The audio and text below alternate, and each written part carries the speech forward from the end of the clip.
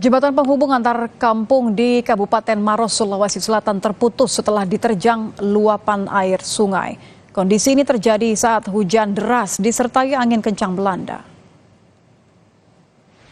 Melaporkan dan sekitarnya agar tetap waspada.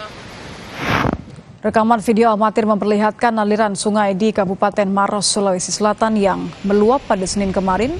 Tingginya luapan air di Sungai Walanai bahkan mencapai 7 meter. Akibatnya jembatan penghubung di Desa Rompegading terputus setelah diterjang material bambu yang terbawa air. Akibatnya 14 kepala keluarga termasuk anak sekolah yang bermukim di Kampung Puntaba hingga saat ini terisolir. Luapan air sungai juga menerjang lahan perkebunan dan sawah milik warga seluas 74 hektar.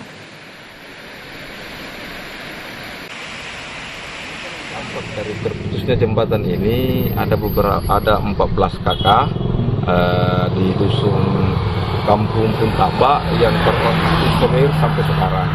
Satu kampung itu Pak ya? Iya, satu kampung. Termasuk anak sekolah juga Pak ya? Termasuk ada juga anak sekolah yang terisolir.